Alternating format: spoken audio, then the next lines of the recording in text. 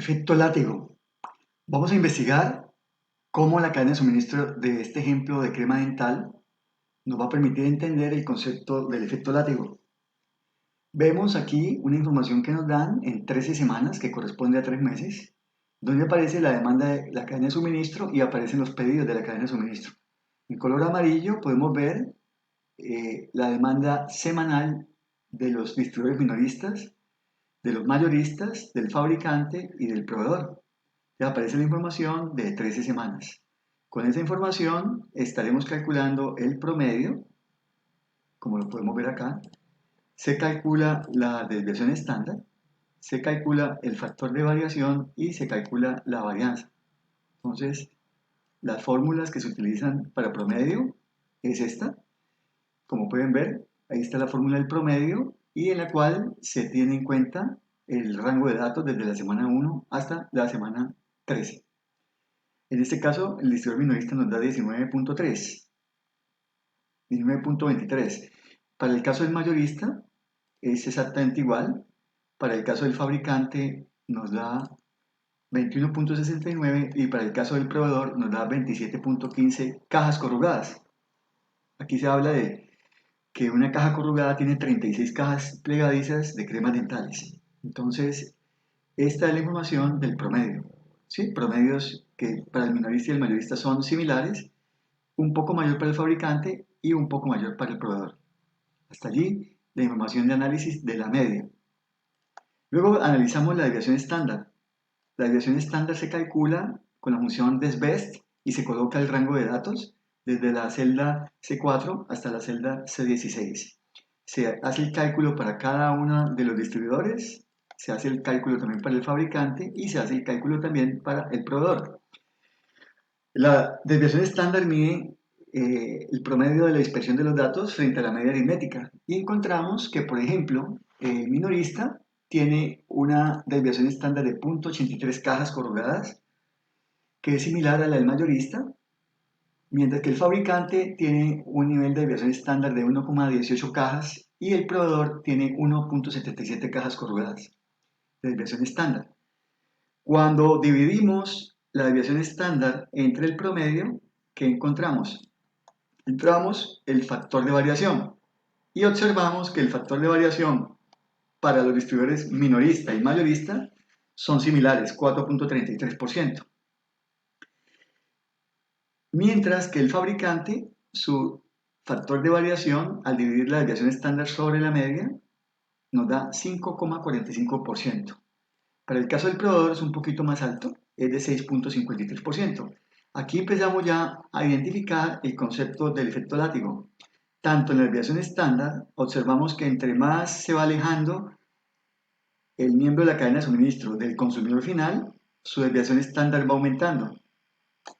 Y eso se ve reflejado en el factor de variación. El minorista y el mayorista tienen factores de variación similares y se va ampliando ese factor de variación en el fabricante y es más grande en el proveedor. Finalmente se calcula la varianza con la fórmula VAR y se coloca el rango de celdas desde C4 a C16. Se calculan las 4 varianzas para el minorista, para el mayorista, que en ese caso es de 0.69 para minorista y mayorista, el fabricante es 1.40 y el proveedor es 3.14. La unidad de medida de estas es cajas al cuadrado, ya que la varianza es la desviación estándar al cuadrado.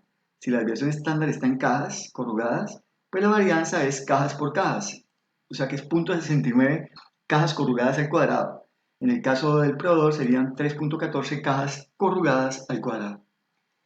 Muy bien, con esta información ya perfilamos que hay un efecto látigo, pero pues lógicamente hay que confirmarlo con el pedido, porque el pedido es el que realmente nos va a mostrar la información.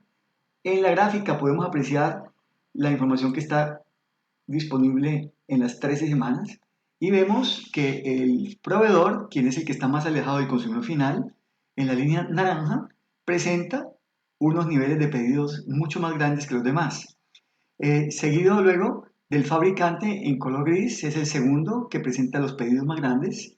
El tercero es el mayorista en color rojo, su nivel de pedidos es inferior al fabricante y el minorista es el que menos presenta incertidumbre frente a la demanda, por lo tanto, su nivel de pedidos es más pequeño.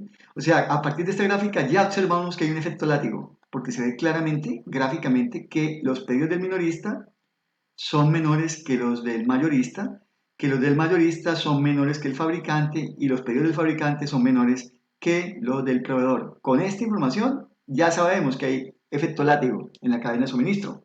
Ahora tenemos que confirmarlo con el índice látigo. ¿Cómo lo calculamos? Pues en principio debo calcular el promedio, la desviación estándar, el factor de variación y la varianza para todos los actores de la cadena de suministro. Cuando hacemos ese análisis encontramos que el factor de variación para el minorista es de 4,33%, para el mayorista 5,45%, para el fabricante 6,53% y para el proveedor 9,52%. Aquí claramente se ve en la información de pedidos que hay efecto látigo. Y cuando calculamos la varianza, pues claramente vemos que el minorista tiene menos varianza que el mayorista tiene menos varianza que el fabricante y el fabricante tiene menos varianza que el proveedor. Esto confirma, estos cambios de varianza, que hay efecto látigo. Ahora vamos a medir cuánto. ¿Cuánto es el valor de índice látigo? Sacamos la varianza de la demanda. Estos cuatro datos de varianza de la demanda los sacamos de la fila 22 de esta información. Copiamos las celdas, como lo pueden ver. Esta celda es la copia de esta de acá, igual las demás. Luego copiamos las celdas que corresponden a la información de los pedidos de la cadena de suministro para cada uno de los actores, como lo pueden ustedes apreciar allí. O sea, a cada actor la idea es copiar la información de la celda de tal manera que podamos identificar claramente de dónde provienen cada uno de los datos de la varianza de pedido. Como lo pueden ver ustedes aquí con la función que estoy colocando de fórmulas rastrear precedentes, pues claramente vemos que hemos hecho bien el ejercicio. Esta herramienta es muy útil porque nos permite verificar que las celdas que hemos copiado son las correctas. Entonces, al copiar las celdas de la varianza de la demanda y la varianza del pedido, podemos ya calcular el índice látigo. El índice látigo, como lo podemos ver, es la división entre la varianza de pedido y la varianza de la demanda. Y vemos que para el caso del minorista nos da 1,00.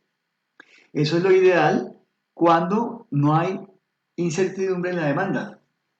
Entonces, si todos los actores, su índice látigo es igual a 1, pues lógicamente no hay efecto látigo, porque la oferta y la demanda están perfectamente sincronizadas.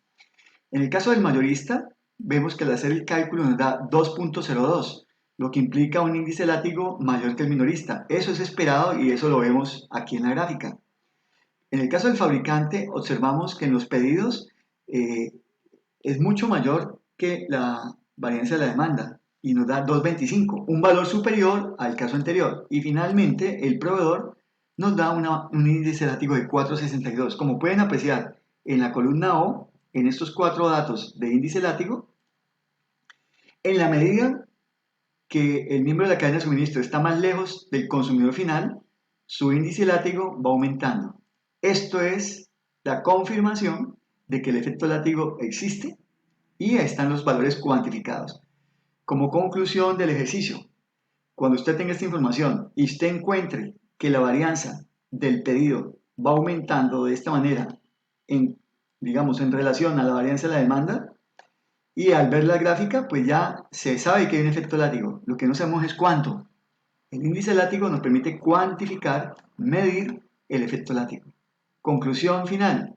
Todos los miembros de la cadena de suministro tienen índices látigo superiores a 1, excepto el minorista. El minorista da 1,00, que es el caso ideal. Cuando encontramos un índice látigo igual a 1, el efecto látigo es neutro. Cuando el índice látigo es mayor que 1, hay una amplificación del efecto látigo como lo vemos acá. En la medida que nos vamos alejando del consumidor final, tanto el mayorista, el fabricante y el proveedor tienen incertidumbre en el consumo y por eso aumentan sus pedidos y como consecuencia sus inventarios. Entonces, ahí queda claro el efecto látigo. Veamos otro caso diferente. Un caso en el cual nos dan esta información que vemos acá, pero como pueden ver, vemos los pedidos del minorista, luego vienen los pedidos del mayorista, pero ya encontramos aquí que el fabricante en algunos puntos iguala al mayorista. Esto nos pone a pensar que de pronto no hay efecto látigo y lo confirmamos luego con el proveedor, cuando vemos que se cruzan las curvas de los pedidos del proveedor con los pedidos del fabricante. Esta información de cruces es un indicio de que posiblemente no hay efecto látigo. Entonces vamos a confirmarlo. Hacemos los cálculos de promedio, de desviación estándar, de factor de variación y varianza, tanto en la demanda como en los pedidos de la cadena de suministro. Calculamos los índices látigo y observen lo que pasó. Después de hacer el análisis de varianza de la demanda y hacer el análisis de la varianza de pedido, encontramos que los índices látigo son todos iguales a 1. Este es un ejemplo hipotético, posiblemente ideal, en el cual no existe efecto látigo. Cuando sucede esto es porque la oferta y la demanda están sincronizadas y no hay ni amplificación ni hay amortiguación. Es muy importante establecer que si el índice látigo nos da menos que 1, estamos amortiguando el efecto látigo.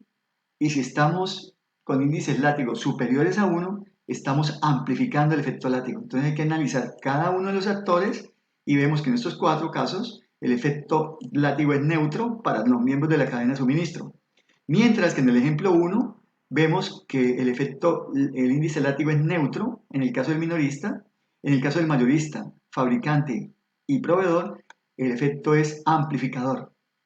El efecto látigo se está amplificando en cada uno de los miembros de la cadena.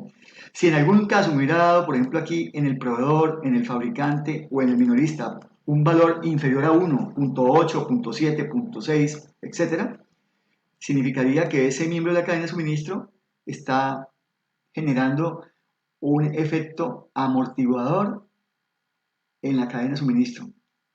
Ese es el concepto.